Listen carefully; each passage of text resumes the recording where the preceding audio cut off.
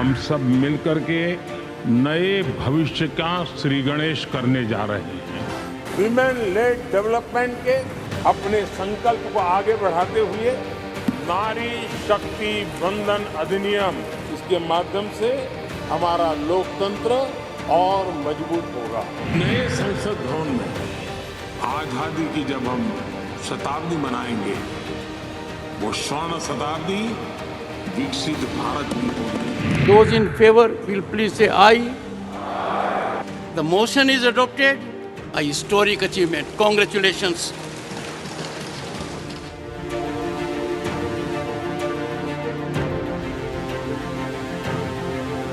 Reality ये है कि ये इम्प्लीमेंट आज से 10 साल बाद होगा। ये भी नहीं मालूम कि होगा या नहीं होगा। तो एक प्रकार से ये डिस्ट्रैक्शन टैक्टिक है, डाइवर्जन टैक्टिक है। कांग्रेस और उसके नए नए घमंडिया गठबंधन ने इस बिल का समर्थन बहुत खट्टे मन से किया। ये चाहते हैं कि महिला आरक्षण 10 साल में लागू हो। हम चाहते हैं कि महिला आरक्षण आज लागू हो। का भी तो तय कर लीजिए, तब तो ठीक है। अब वरना महिला के नाम पर कि वो बॉर्डर लिपस्टिक वाली आप टॉप कट वाली औरत चली आएगी नौकरी में, तो आपके महिलाओं को हक और हुकूक मिलेगा। कांग्रेसी आज महिला आरक्षण की बातें कर रहे हैं। ये काम वो 30 साल पहले कर सकते थे, लेकिन सच्चाई ये है कि कांग्रेसी कभी चाहते ही नहीं थे कि महिलाओं को 33% आरक्षण मिले। नमस्कार, बहुत बहुत स्वागत करती हूं आप सभी का। भारत 24 आप देख रहे हैं और दृष्टिकोण में आज मैं पूर्णिमा मिश्रा आपके लिए लेकर आई हूं एक ऐसा विषय जिस विषय को लेकर लगातार चर्चा हो रही थी। वो विषय है महिला सशक्तिकरण का, महिलाओं के अधिकारों का, महिलाओं के लिए रिजर्वेशन का। बीते कुछ दिनों में आपने देखा कि किस तरीके से लंबी बहस और मुबाहिसों का दौर चला और उसके बाद सदन के भीतर 33% महिला आरक्षण का जो अधिनियम था उसने बिल का रूप ले लिया राष्ट्रपति से मिली मंजूरी के बाद। लोगों में बड़ी खुशी थी और ये कहा जा रहा था कि ये ऐतिहासिक फैसला है और इस ऐतिहासिक फैसले के साथ साथ महिलाओं की हिस्सेदारी जब संसद के अंदर बढ़ेगी तो न सिर्फ संसद में बल्कि पंचायत स्तर पर जब महिलाओं की भागीदारी और ज्यादा मजबूत होगी तो वाकई में जो लोकतांत्रिक मूल्य होते हैं उसमें और ज्यादा दृढ़ता आएगी, उनको और बहुत ज्यादा मंजूरी मिलेगी। मैं एक महिला होने के नाते जितनी बार इस बिल के पास होने के बाद लोगों से मिली, उनसे मैंने बातचीत की, लोग इसको लेकर काफी खुश नजर आए और कुछ मिली जुली प्रतिक्रियाएं भी मिली। कुछ लोग जो राजनीति में ज्यादा दिलचस्पी रखते हैं उनका यह भी कहना था कि ये सिर्फ और सिर्फ एक मुगालता है क्योंकि इसको लागू होने में एक लंबा समय है। कुछ लोगों का यह कहना था कि चलिए अच्छा है, कम से कम एक शुरुआत तो हुई। यानी सदन के भीतर महिलाओं के लिए 33% का जो आरक्षण था वो बिल पास हुआ। दोनों ही सदनों में इसे पास कर दिया गया। लेकिन इसकी एक और इतर तस्वीर है और ये सच्ची तस्वीर है कि इसको लागू होने में अभी वक्त लगेगा। ये राष्ट्रपति से मंजूरी मिलने के बाद कानून का रूप जरूर ले चुका है, लेकिन इसमें 3 बड़े अभी व्यवधान हैं जो सामने बने हुए हैं।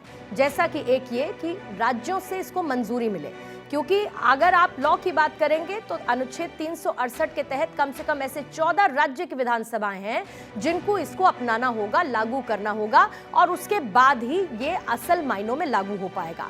दूसरी बड़ी चीज, जब तक जनगणना नहीं होगी तब तक महिला आरक्षण बिल, नारी वंदन अधिनियम बिल लागू नहीं हो पाएगा और इसीलिए जनगणना के लिए इंतजार करना होगा जब जनगणना पूरी हो जाएगी। और तीसरी बड़ी चुनौती अभी जो सामने है वो है परिसीमन की चुनौती, और परिसीमन का जो पेच है वो बहुत बड़ा पेच है। जाहिर बात है कि तमाम जो राजनीतिक पार्टियां हैं उनके अपने अपने टारगेट्स हैं, उनके अपने अपने वोटर्स हैं। परिसीमन के बाद उन तमाम पार्टीज के लिए चीजें बदलती हुई नजर आएंगी, लेकिन यह तय है कि लंबे समय से लंबित महिला आरक्षण बिल राष्ट्रपति के दस्तखत के बाद कानून में अब तब्दील हो चुका है। जगह जगह खुशियां इसको लेकर मनाई गई, लेकिन जैसा कि मैंने कुछ अड़चनों का जिक्र किया वो अभी बाकी है। सवाल ये उठ रहे हैं कि क्या ये 2029 से लागू हो जाएगा, क्योंकि अभी तो 2024 के चुनाव हैं, उसके बाद 2029 तक क्या ये लागू हो पाएगा, लेकिन ये कहना मुश्किल है।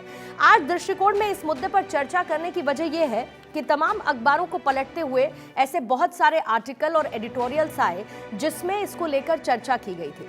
अब से कुछ देर पहले मैंने कुछ चुनौतियों का जिक्र किया तो दैनिक भास्कर अखबार में आरती जैरत की एक संपादकीय टिप्पणी आई है जिसकी हेडलाइन है, कहीं एक और चुनावी जुमला न बन जाए महिला आरक्षण बिल। ये इसीलिए लिखा गया, इसका मैं आपको आधार बता देती हूं, क्योंकि इसमें उन्होंने उन्हीं चुनौतियों का जिक्र किया जो अभी मैंने आपको बताई, यानी कि एक तरफ राज्यों से मंजूरी, दूसरी तरफ जनगणना और तीसरी तरफ परिसीमन। ये 3 पेचों का जिक्र किया गया। लेकिन जनगणना का भी इसमें वो जिक्र करती हैं, कहती हैं कि जनगणना जो 2021 में होने वाली थी, कोविड के चलते वो टल गई। कोविड खत्म होने के बावजूद अभी तक इसको 8 बार टाला जा चुका है। और दूसरी तरफ जो INDI गठबंधन है, आपने बीते कुछ दिनों में देखा बिहार में जो सर्वे सामने आया जातिगत जनगणना का, उसके बाद एक अलग विवाद पैदा हो गया है। यानी कि इसमें पेच बहुत सारे हैं और जिस तरीके से महिला आरक्षण कानून पास कराया गया उसको लेकर सवाल खड़े होते हैं। इसका जिक्र आरती जैरत अपने इस आर्टिकल में करती हैं। इसको थोड़ा सा और तफसील से मैं आपको बताऊंगी ताकि आप ये समझ पाएं कि आखिर उनका पर्सपेक्टिव इसको लेकर है क्या। 2026 में प्रस्तावित परिसीमन भी जनगणना पूरी होने के बाद हो सकेगा। जनगणना जातिगत आधार पर हो या नहीं, लेकिन परिसीमन राजनीतिक रूप से एक विवादास्पद प्रक्रिया साबित हो सकती है। जैसे कि उन्होंने MK स्टालिन और इसमें KCR का जिक्र किया, जो ये कह चुके हैं कि परिसीमन में दक्षिण के राज्यों के साथ भेदभाव किया जाएगा, क्योंकि उत्तर भारतीयों के उलट दक्षिण भारतीयों ने अपनी जनसंख्या पर नियंत्रण रखा हुआ है। इसके साथ ही वो इसमें यह भी लिखते हैं कि महिला वोटर्स को लुभाने के लिए कहीं ना कहीं ये एक तरीके का चुनावी परपंच जैसा नजर आता है ताकि महिला वोटर्स को लुभाया जा सके।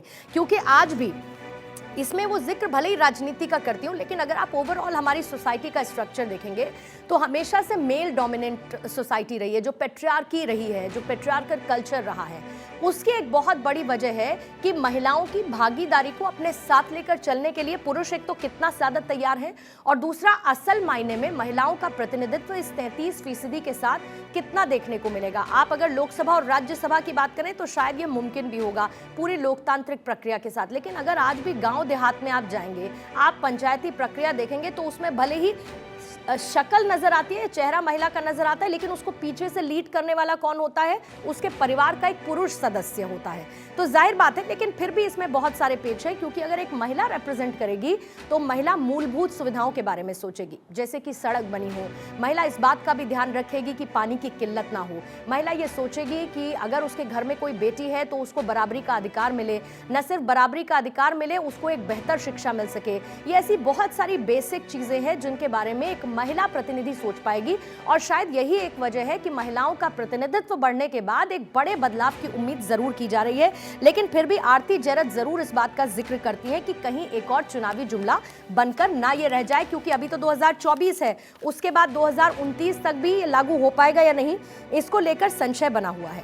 अब इसके बाद मैं इंडियन एक्सप्रेस का जिक्र करूंगी। इंडियन एक्सप्रेस का ये जो अखबार है, इसका एक बहुत ही अट्रैक्टिव एडिटोरियल, इसको मैं कहूंगी, अपनी तरफ ध्यान आकर्षित करने वाला एडिटोरियल है।